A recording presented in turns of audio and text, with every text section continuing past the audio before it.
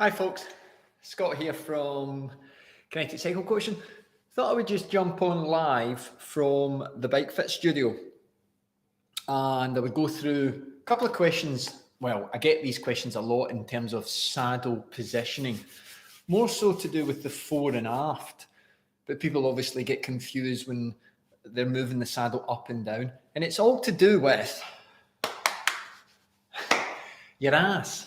A lot of people will say to me, "Oh, Scott, my butt really hurts after, say, an hour of cycling," or "I don't think the saddle's right for me and I want to change my saddle," not actually knowing that the saddle's probably pretty fine for them. But it's just they've got it in the wrong position and they've been moving it up and down, and this has either been overloading the front end of the bike or it's been pushing the saddle too far away. And normally it's either a reach issue or it's something to do with just the way that they've sat on the bike when they first bought the bike.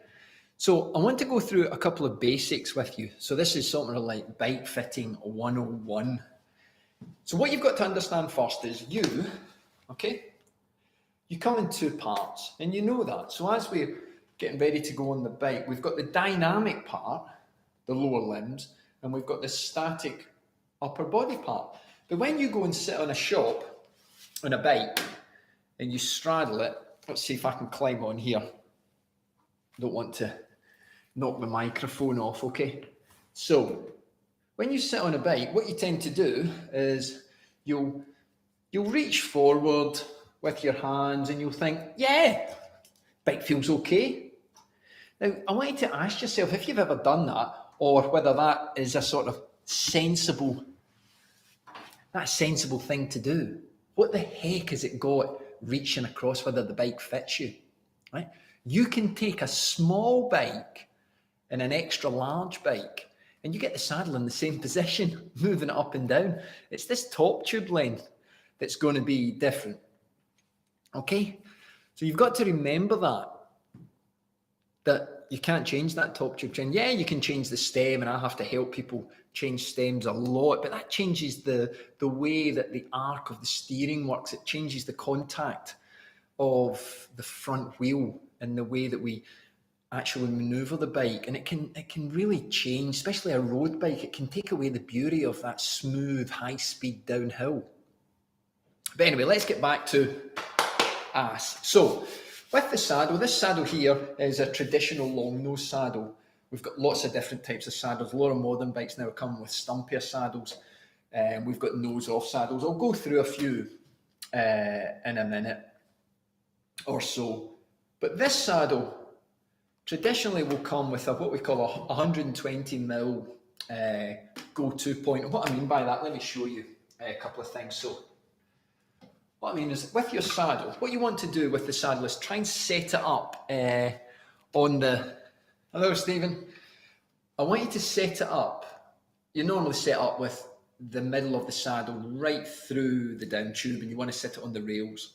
Okay, so if I use my little device, I'll show you. What I mean by that is 120 from the back. That's where a traditional saddle is going to fall. And what happens there is the pelvis, what she wants to do is she wants to sit on that 120, and what she'll find is the sit bones, it will find its way onto that go-to point on the saddle. Now, as we lean forward, obviously the long nose saddle, this is a groove on it. Saddles tend to come in three particular shapes. We've got flat, and then we've got a mid-range saddle that's going to try and help pelvic support, and then we've got a much more aggressive full-on tilt at the back. And all this is trying to do is to roll the pelvis a little bit more. And I'll show you in a second what I mean by that in terms of the way that the pelvis interacts with the bottom bracket. So that 120. So what I tend to see is people will come and see me and they'll be saying, "Oh, my ass is really sore." And it probably breaks down about 60-40, 70-30 potentially, whereby people have got the saddle far too far forward. Okay. Now, normally there's not a big issue with that. but it depends on why they've moved it forward. Because normally the number one driver for a lot of people is they move it forward because of the reach. They move forward because they feel as if, after an hour or so, they're struggling with the reach on the bike. And what that's actually doing is it's probably interfering with the way that the pelvis is working through the leg length and the crank. But they want the reach, and then that's actually overloading the front of the bike. So that person may actually have wrist issues. They may say, my hands get a little bit numb after a while. And that's because the forward position is overloading the front end of the bike. Their center of mass is offset a little bit. Now remember, Q factor, I don't want to make this too complicated, but the Q factor, where your feet sit in the pedals, that's the same on every bike that's going to come off the shelf, small, medium, large, extra large. We can only change that with spindle length or shims, okay? So let's keep it nice and simple. That's the same. So moving this, if it's been led and you've moved it because you feel as if you can't reach the front end, there is a high possibility that you're overloading at the front end. You may think of the knee is then beyond the pedal spindle. Let's not talk too much about that at the second, but you've basically got your pelvis in the wrong position for the dynamic part of the bike. Yeah, you're less efficient and you're losing power. Okay, if you're jumping on and you're listening in, just as I keep forgetting that I'm going live, drop a little comment and just let me know that you can hear okay. This is the first session that I've done from the studio. So I just want to make sure that it's coming through nice and clear, and I'll get across all the points and then you can ask some questions as well. So if it's too far forward, okay, what tends to happen is that when we're actually torquing through the bottom bracket, the pelvis is actually, and the knee are in the wrong position. So you can overload the knee, there can be pain through the knee, and there's pain through the front end, okay? Wrists, shoulders, head. And it depends on the way that the pelvis sits, okay? So if the pelvis is in good, what I call, it's non-collapsed. So what I mean is, as we sit on the bike, if you imagine there, and I sit and I collapse, okay? So if we're forward, let's climb on. Let's have a bit of fun, okay? So there, okay, sit up, collapse. So like the huffy teenager, collapse. You see what happens? My glute pushes back. Now the pelvis is in this upward aggressive position, but as I lean forward, I have to stretch a little bit more. And you can actually see through the back. This doesn't look very comfortable. So what we're always trying to do with the pelvis is to try and roll it. Now in a forward position, riders will talk about, this will free up the hip. Yeah, it will open up the hip. And that is true, but there are better ways to do that rather than moving the saddle all the way further forward. Now, if we get the saddle in the correct position, you will be able to move your hips forward and work with the saddle, and that will allow us to get more power, increase in speed. But if it's constantly in this forward position, it is tempting to collapse the pelvis and let the pelvis roll up. Now, this is increasing the stretch through posterior chain. Okay, so our rider's having to stretch more and the glutes turned off. And what does that mean? They use the quads more. Okay? Now, if the saddle's too far back, and this can happen just because the person's got the bike from the shop, they haven't changed it, and it's got a 15 or a 25 millimeter layback saddle. So what I mean by that is we've got inline 15, 25 mil. You look at your bike, you'll see that on the top of the seat post.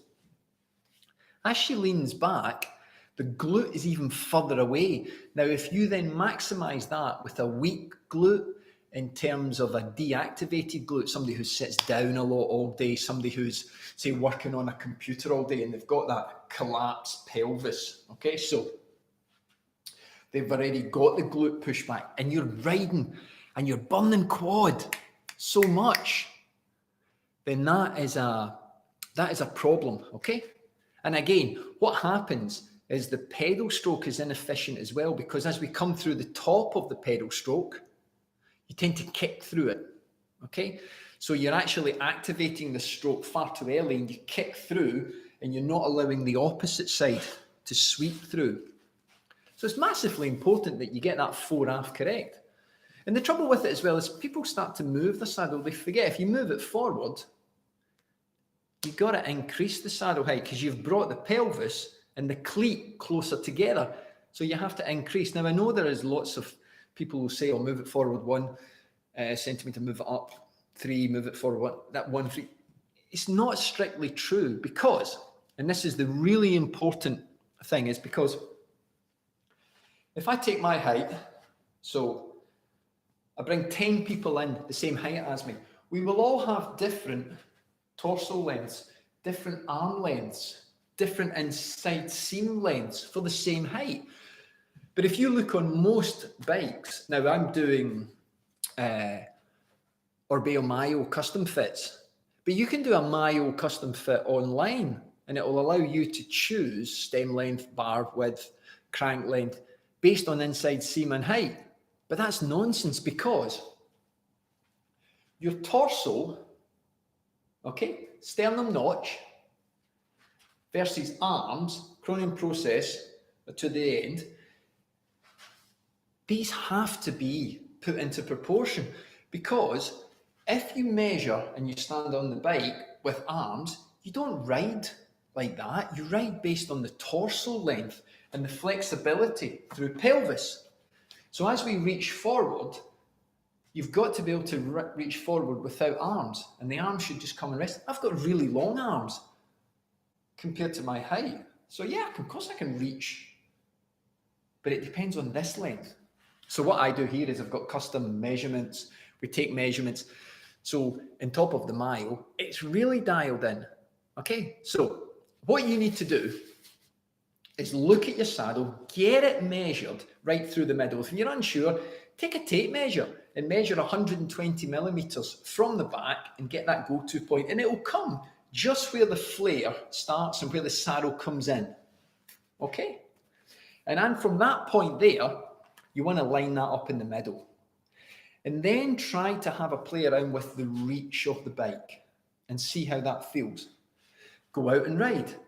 And what will happen is you'll move your pelvis into that seat point, and then you start to feel. Now, if that doesn't feel comfortable, what I suggest you do is from the middle point, you move it forward 5 millimeters. Move it forward 5, and then move it up. Now, move it up 5 and 5. Okay, don't do 1 to 3, just move up, forward 5, move up 5. Because every saddle, and I'll show you.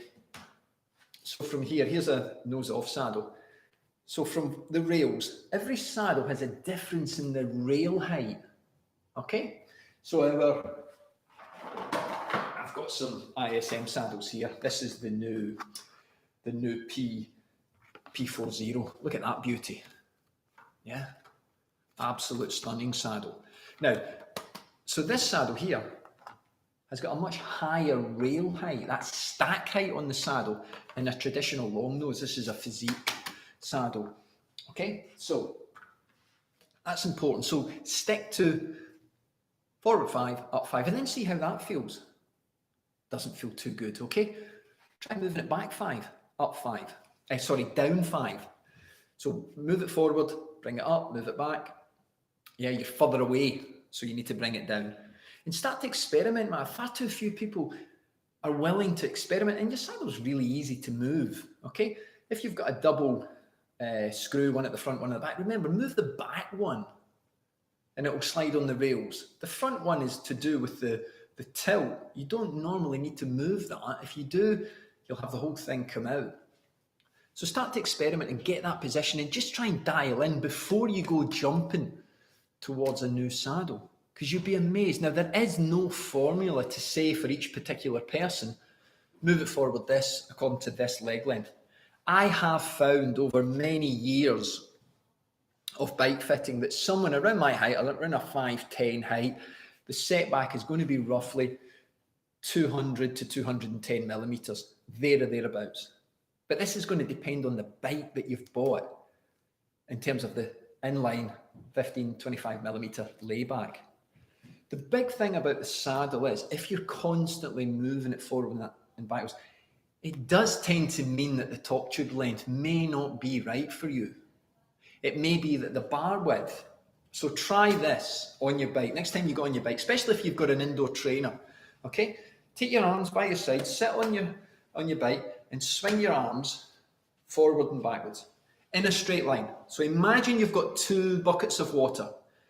Swing your arms in that direction. And what you should be able to do is thumb and first finger in that position is be able to drop them in a straight line right on top of the hoods. So like that, right on top, bosh. It should fall in a straight line in the hoods or inside. If you have to do that and move outwards, the bars are too wide. Now it's really easy to do. Excuse me, Martin. So the bony point of the shoulder, yeah, you just find the edge of the shoulder and you want to measure across. Get a bit of string, bosh, bosh. Put it against a tape measure. I've got a fancy little device, just goes across, bosh. I get a measurement straight away, 42. Okay, it's just under 42, but bars are going to come 40, 42, 44. What's your bar width? So me, 42 every time, or a 400. Sometimes I want to go really narrow. But you may be in that position. You're saying, what's this got to do with my ass, Scott? What's my bars got to do with my ass? It's got to do a lot, because as you sit, okay, if it's wider, you're likely to come forward. And you're also likely to over grip. Okay, so I want you to try, what I always talk about to riders is play the piano. Okay, so if you can't play the piano with loose fingers on your bars, you're gripping too tight, and normally because you're reaching too forward. So that could be your saddle's far too forward and you're overloading through the front. And what happens as well, if you can't swing your arms and put on, as you go wider, watch what happens to your wrists. Do they collapse? Now look at that position there. What happens to that carpal nerve as you do that? It stretches, doesn't it? Oh, I get really numb hands. It may be that you're stretching and you're stretching that carpal nerve and you're causing a bit of pressure. Okay, all because your ass is in the wrong position. Yes, it's so important to get this right. So start to experiment, okay? It may be that you need a different saddle, but I promise you, 8, 9 times out of 10, the saddle's fine, and it's just, you've got it set up wrong, okay? So, I pulled that out because these have just come in. The full zero, you've probably seen them. So split nose saddle. If you're a female rider, this saddle, you might look at it and think, oh, it's a performance saddle, it's a time trial saddle, it's a triathlon saddle. This is an everyday saddle, especially for women. Okay, it can cause, this is not going to have any perineum pressure. Is it too embarrassing to talk about for the guys when their balls go numb? Or your female bit's getting sore? It's because if you're on a long nose saddle, you've probably been riding with it too far back maybe. So when you come forward, the pressure through perineum is too great. A lot of people think that, oh, it's got a big cutout, Scott. My saddle's got a big cutout. That relieves pressure. That's bullshit. Did you know that? That's for aerodynamics and movement. It's not going to change load. Do you think that if you put a big hole in the saddle, that you suddenly become lighter? Come on, think about that, okay? Don't fall foul to sort of gimmicky little things that are said, advertising, etc. I know the internet's a very confusing place, okay? Think of your own range of flexibility. Oh, I'll do more stretching, Scott. I'll go to yoga. Look, you preset. You pretty much preset that flexibility. Remember, when we're cycling, a muscle, excuse me while I get these bad boys out again. It's like a Brussels sprout, as I say, in a straw. Used to be a pea in a straw, but not anymore. But that prime mover there in that action, bicep. action in that tricep. Muscles work in antagonistic pairs, okay?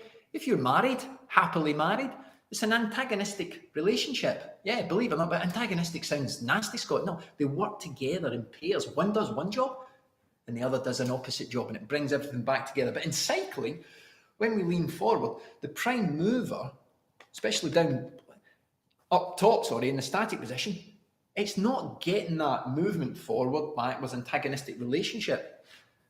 Okay? So the muscles need a little bit of help afterwards. If this pelvis is in the wrong position, and come on, I don't know anyone, right? I don't know anyone yet that's biomechanically efficient. From the very first day you took your first stride, when you put your foot down, there was a little bit of energy being lost to the side, inside, wherever, right? So most people, I mean most, have got some form of hip impingement. Here's a crazy one for you. Again, if you're a female rider, so I'll see people, a guy will come into me, he's maybe plays a bit of golf, he's hurt his shoulder, he goes to physio, gets 6 weeks of physio, fixes his shoulder, he sits at a keyboard all day as well, right? Woman gives birth to twins, yeah, real long labour, doesn't get physio for any potential pelvis issue, comes to see me after riding and getting back problems, all sorts. Hip is so misaligned. There is an imbalance muscular and structurally post-childbirth. And they're sitting on a saddle, and then you look at the saddle and an anatomical seat post that's turned 1 millimetre, and that's enough, 20, 30,000 revolutions on a ride. Holy shit. Crazy, eh? So you've got to think about that. You've probably got some form of hip impingement. So yeah, bringing the saddle forward will allow you, therefore, to get over the top of the stroke better. But when you come to buying a new bike, why not try and dial in a lower crank length? Traditionally, people my height might be 172.5. No way now, 170 at maximum, or even shorter. And that can have a massive effect on the pelvis. But start your bike setup from this guy, okay? From the saddle. And stick with the saddle you've got, because it might just be that you've got it in the wrong position, okay? So let me summarize all that again. I know this is a bit, I'm flying through it a million miles an hour. Okay? Set it up so that it is in the middle first. This will allow the saddle, in terms of its structure, to be better balanced, to be better load efficient, etc. through the bike. And you're going to do that. 120 millimeters from the back is a traditional saddle, okay? Long nose saddle. That's its go-to point, right? Set that up in the middle. Now that position there, how would you measure the saddle 4.5 versus the bottom bracket? Very easily, take your bike, push it against a wall so that the back tire hits the wall. Take a tape measure from, put my tape measure down somewhere, and it's fallen. Take the tape measure, there it's there. Take the tape measure, measure it to the wall from the front of the saddle, and then do exactly the same from the bottom bracket, where the bolt goes through the end of the pedal crank arm, okay? And that's going to give you the difference, and that will give you an idea. So get it to the center, take a measurement of that, and then when you're moving, all you've got to do is move it slightly forward. Remember, if you move it forward, move it up, move it forward 5 mil. Small enough that will make a difference, but small enough where the feeling might not be too great. Okay? Or move back and move down. It's worth it. And if you've got a turbo trainer, even easier, because you can make these movements, you know, without having to get off the bit, etc., etc. It's really easy, and I promise you, it could give you a much healthier winter training program. And especially, let's say you're training on your turbo 90% of the time.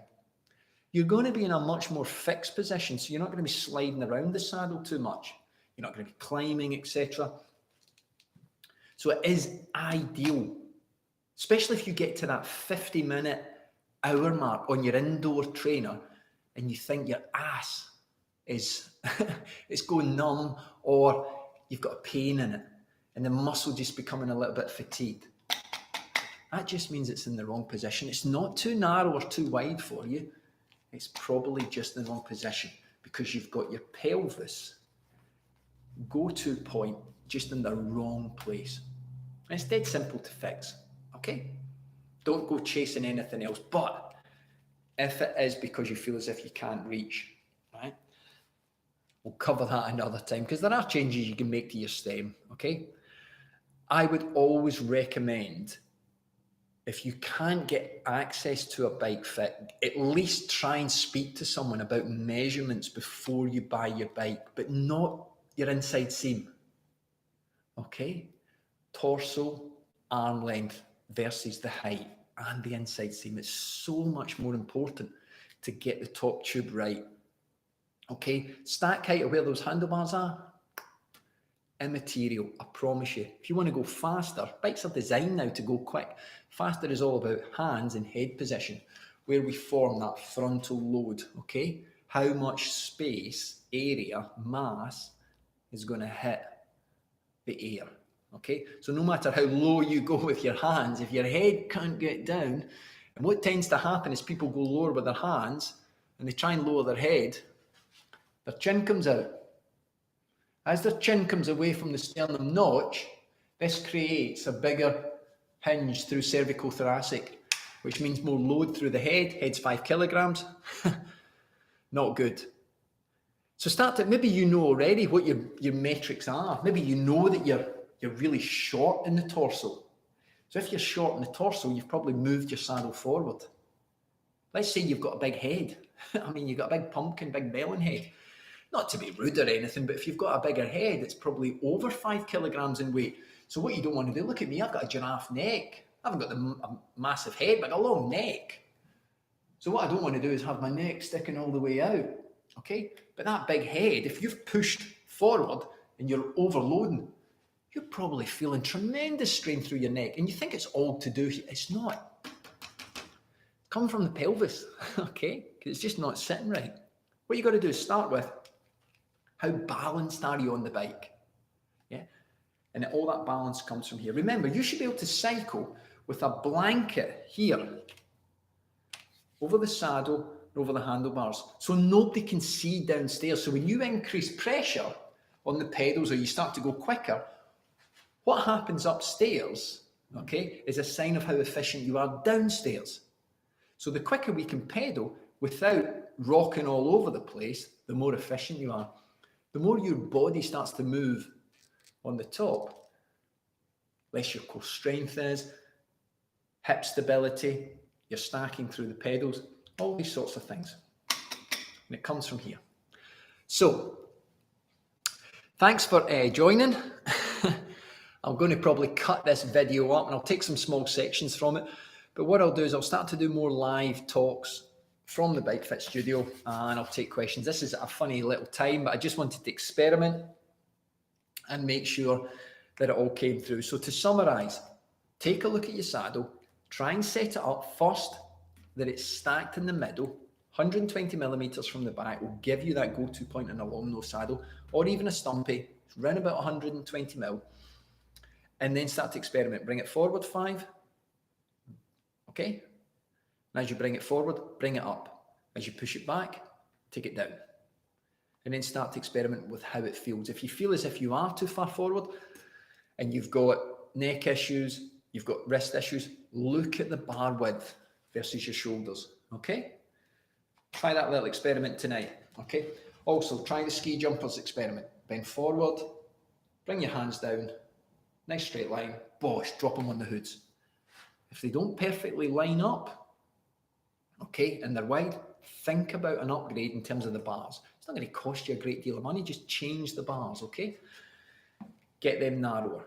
Take some photographs of yourself. If you can get yourself in front of a mirror when you're doing your turbo work, a mirror is a great way to analyze your own position. And you can see movement as you start to cadence quicker, put out bigger power. What happens to your body?